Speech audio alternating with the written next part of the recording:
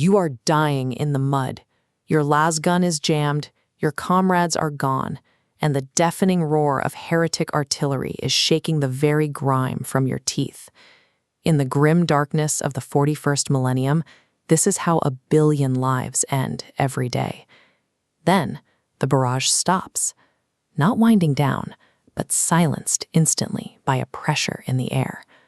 A blinding pillar of golden light strikes the earth, physically pushing back the toxic smoke and ash. True miracles are rare.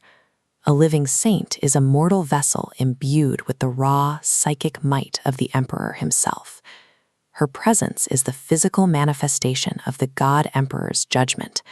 He has personally intervened to incinerate those who stand against the throne. Long before the golden armor and the wings, Celestine fought as a Sister Repentia, a sinner cast out by her order. A Repentia is a warrior stripped of armor and rank. Armed only with a massive chainsword, she must seek atonement through a guaranteed death against impossible odds. Outside the city of Eurytion, Celestine found that death. Before she fell, she slaughtered over 100 enemy soldiers in a display of unmatched religious ferocity. When her sisters recovered the bodies from the mud, they found a corpse that remained completely flawless despite the fatal wounds. The emperor rewarded this devotion by anchoring her soul, drafting her into an inescapable eternity of divine service.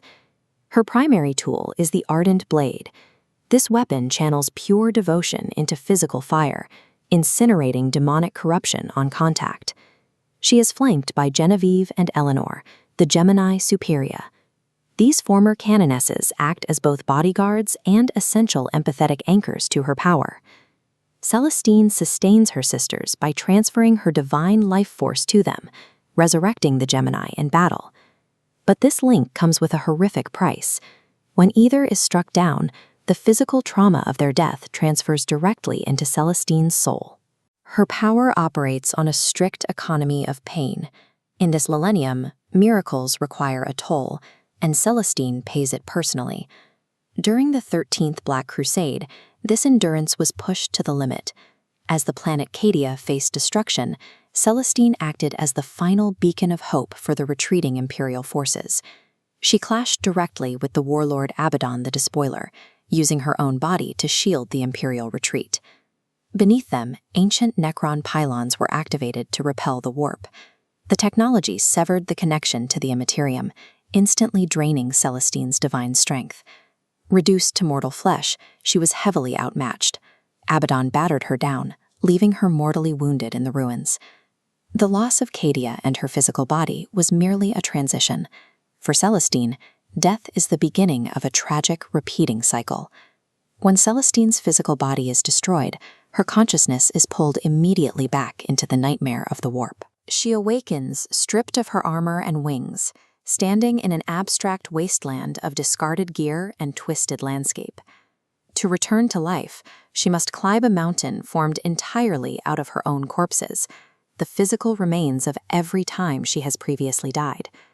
She fights off warp entities with her bare hands, clawing her way upward. With every step, she re-experiences the aggregate agony of every past death. At the summit, she reclaims her inner light and bursts violently back into real space, fully restored for the next conflict. Humanity's greatest symbol of hope is a woman trapped in an inescapable private hell. She dies endlessly, so the species